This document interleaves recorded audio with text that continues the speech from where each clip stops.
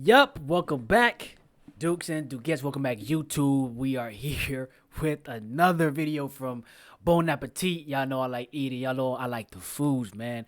Drop down in the comments what your favorite meal is. Well, today we're going to be watching how one of the best barbecue joints in Texas makes over 1,400 pounds of brisket a day. Not brisket. I love me some good brisket. I love brisket. Now I'm gonna say this, and I know that's not.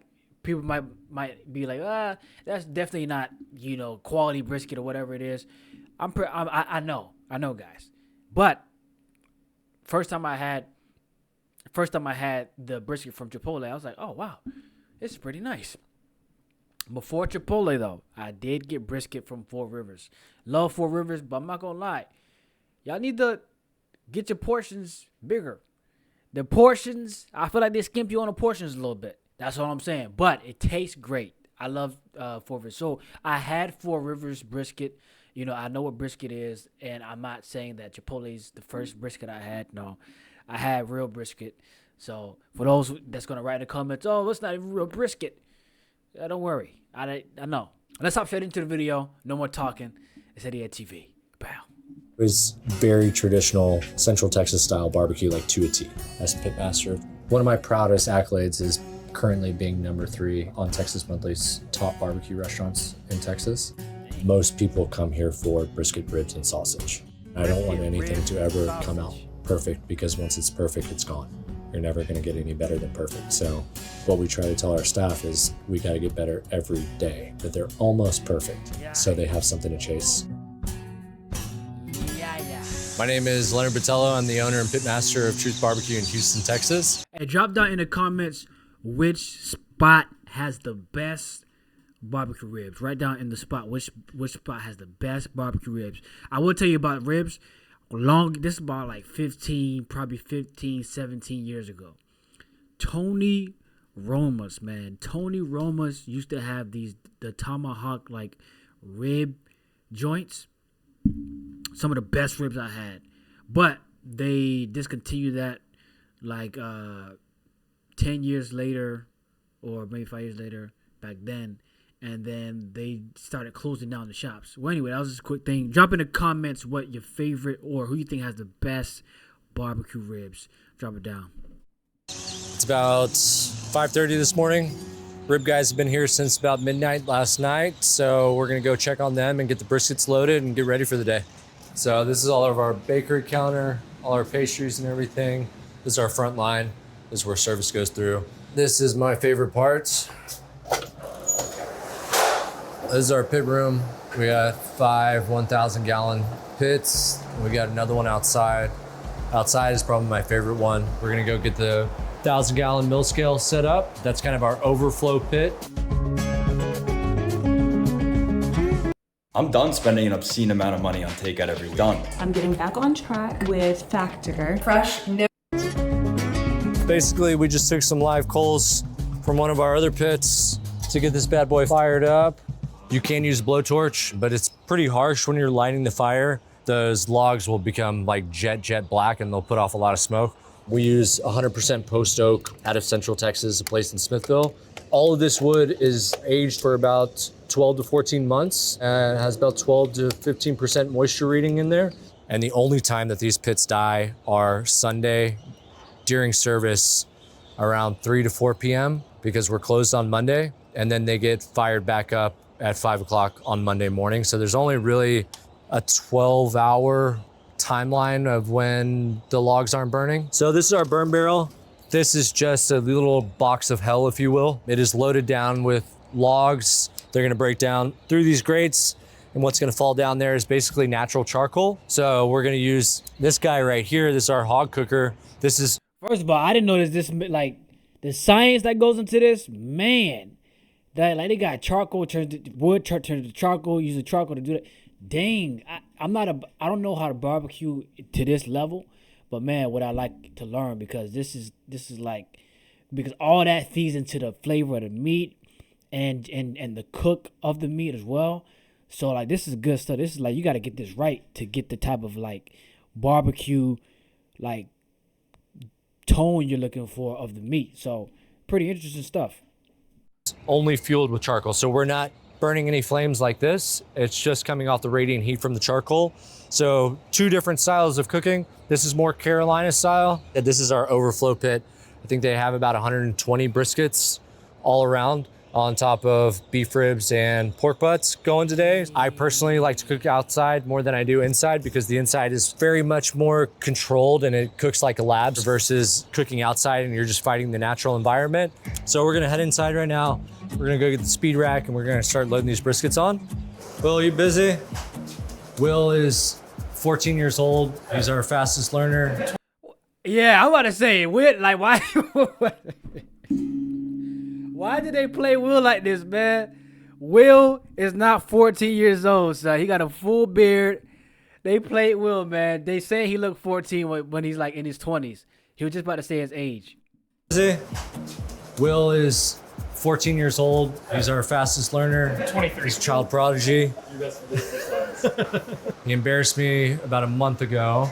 Elliot asked him what a comfortable number of amount of rack of ribs one person could handle, and Will said 125. 125 racks by yourself is not easy because that's pretty much all these pits filled up. That's like, 5 pits going full blast. That's difficult for me, but it was easy for him. It's doable, not easy, it's doable. So these got seasoned yesterday. They're trimmed up. $34 for brisket? Hold on. So these got... Hold on. Meat. Brisket. $34 a pound. Oh my goodness, bro. Oh my. Well, I'm pretty sure they give you a fair amount. Do they? I have no idea. But this is Texas we're talking about. You know, everything is big in Texas. So I'm expecting them to give you a fair amount. But Lucy, doggone it. $34. Seasoned yesterday. They're trimmed up probably the day before. So we slather it up with mustard. We use our seasoning. Putting it in the cooler the night before actually helps that seasoning adhere a little bit better, and it helps speed up the bark building process. So it's about 6:30 right now. These are gonna go on and they're gonna probably finish off in about 14, 16 hours. Let's hope that it's not gonna be extended and it's not gonna start raining on us, because that definitely will affect the temperatures in here. It takes about 9 to 10 people to crank out about 120 briskets a day. At least that many people touching them that have some effect on this cook. Briskets are about 12 to 14 pounds and 120 across the board. About 1,500, 1,600 pounds. The main reason that we like these 1,000-gallon propane tanks is because since they're cylinder, when the airflow comes in from the firebox, it starts to make this vortex and it starts to make this really, really natural convection. So it keeps all these briskets at the end very uniform with the ones at the front. So it's basically live fire natural convection oven, if that makes sense. That's all we're doing here. I like to rock 2 water pans in the front. We add moisture into our pit because heat and smoke is attracted to moisture. And if there's no moisture inside of the pit, it's gonna take it straight out of the protein. So your briskets are gonna dry up. This is my favorite tuning plugin for vocals. Here's why. If you're so in love, then why? It's about 7 o'clock. We're gonna go grab the pig. We're gonna get this bad boy on. Jared's gonna be with us today. He's basically our hog guy and all around everything else. He was off today, but he knew that we were cooking a pig and he wanted to come and cook a pig. Definitely. Surprisingly, it's better to use commodity pigs because they don't have nearly as much fat in them. Pig by itself already has a ton of fat in it. And if it's a heritage pig that ate acorns and flowers the entire time, you're gonna risk this thing lighting up like napalm, because the entire time it's rendering fat from all of these areas the entire time, and it's just dripping on top of the coals. And there are times where those coals will just flare up and they will ignite. It is a completely different style of cooking and people in Texas are not used to it. So when we did it originally, people were just ordering pulled pork still. So we kind of took that away from them and forced them to eat whole hog because I wanted them to experience that. And the reason I put that water on there was just so this table salt could adhere to that. It's not gonna add any flavor and it's not gonna make it super, super salty. All it's going to do is take the moisture out of the skin. So it'll crisp up super, super fast once it gets flipped over and we start hammering it with those coals. Every time I post this on Instagram, everybody is like, that pig is way too salty, but it doesn't actually go into the skin. So it's about 8 o'clock. We got some coals going. We're gonna coast this guy. The coals usually last about 45 minutes to an hour, and then we're just gonna have to replenish. I really wanted to cook pigs because I wanted a product that was a little bit cheaper, and pigs fluctuate from $1 something to $2 something a pound for a whole pig. But what I didn't realize was you're not really getting the initial burn like you are in the brisket cook, but on the pig, we get the end part of the wood, and that's it. So it's gonna last a lot less, and you're gonna have to go through a ton more wood. So this is cooking 24, 25 briskets right now. This is getting ready to cook one pig, and this is all day long, just like full of wood the entire time. Probably be more fun to burn dollar bills at that point. We're gonna close everything up. We're gonna let the salt do all its magic and just keep on shoveling coals in there. So it's 10 a.m. So these have been on about 3.5 hours. Sometimes you'll see this puddling up. It's just the moisture coming up from the muscle and the fat rendering. We always tip them over, drain all that stuff out. If you leave that moisture in there, what'll happen is all that bark will wash out, and we spend 12 plus hours trying to build that bark on there. I don't know if you noticed the size of the briskets when we put them on versus the size of them now, and they've only been on for about 3.5 hours.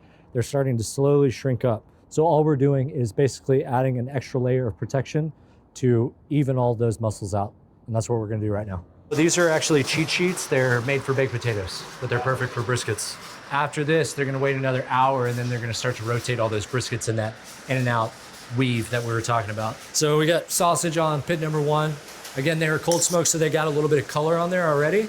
So you can kind of see, or they have a little bit of bouillon on here, pepper jack, house, jalapeno cheddar. This is for the beginning part of service. Then they're gonna fire another batch and another batch and another batch. It's about 10:45 right now. You can already feel the heat from the burn barrel all the way over here. You can kind of see the mirage of heat that's coming off of it. We are running up on pre-shift time. The best advice that I ever got was from Pat Martin. And he was like, Leonard, if you don't start the day right, it is the equivalent to going onto the football field and not having your ankles taped up. You risk everything. Pre-shift is basically us taping up our ankles and getting ready for war today, tomorrow, and the next day, and the rest of the existence of Truth Barbecue. But we do it every single day. All right, big round of applause. Dylan was here 5 minutes before his shift today. Has anybody sent any plates down recently? You sent a plate down? All right, everybody give Ashley a round of applause. That is the attention to detail that it's not a big deal. If it doesn't look like you would spend your money on it, send it back. It is okay. Sometimes we get bogged down and we're going, and we just miss a step. Send it back so we can get those steps corrected. All right, guys? Let's have an awesome day. When we were talking about sending a plate down, cashier, even though she's not touching the meat or cutting the meat, she's just as important as the person that is cutting the meat because she is expoing it for the most part. We don't have an expo. I always tell them, if you look down at a plate and you see how much it costs on the register, would you spend that money on? Yeah, and listen, he is not lying. Like if what I'm paying for doesn't look like what's on the plate, I'm gonna be kind of mad. I know by people out there that care about spending money on food, on good food. Like if it's burnt or skimped on, we're gonna have to say something, man. I'm not about to eat burnt fries. Hey, listen, these fries are burnt. This chicken is dry. Go back and get me the moist joints.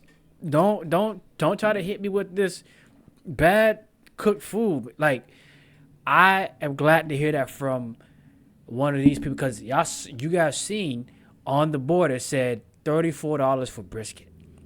$34, that's a lot of money for just brisket.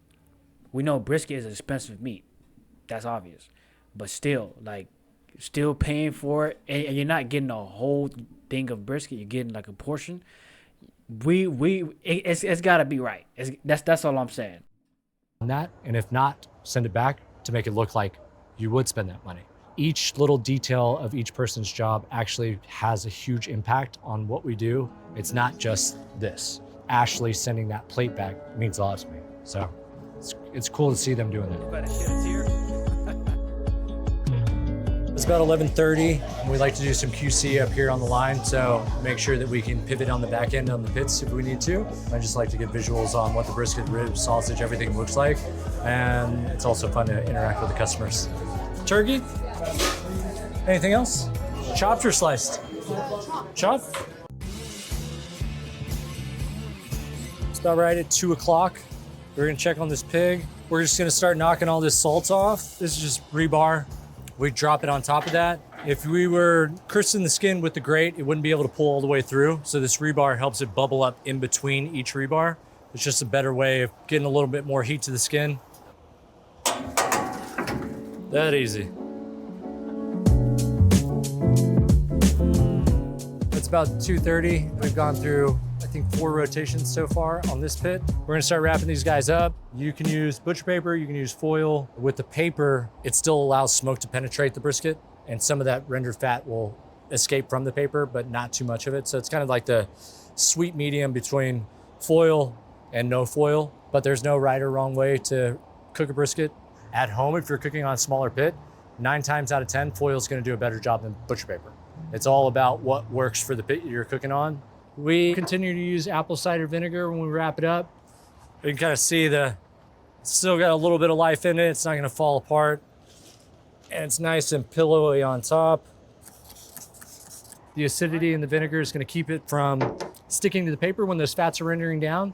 So if you don't use any moisture or add any moisture into your wrap, what's gonna happen is those fats are gonna start to caramelize. They're gonna stick to the paper, and when you unwrap the brisket, the bark is just gonna rip off, and we've been working for 11 hours on this bark, so that's the last thing that we wanna do. Make sure everything is nice and tight.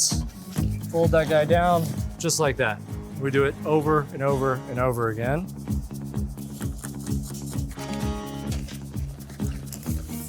Apple cider vinegar. This new year, it's time to finally learn the sewing skills you've always wanted to learn for just $1. It is about 5 p.m. Pig is about 188 to 190 in the shoulders and the hams. You can see all this fat rendering out and puddling up down here. You see how constant the drip is? It's like, it's very consistent. So that's like pretty good sign that we're ready to go to start cristing this up. And all this stuff that's accumulated here and puddled up over here is what we're gonna have to be really careful for. I like this spade shovel for briskets because you can maneuver it around the logs a little bit more. I like this flat shovel for hog cooks because you can get more coals in there.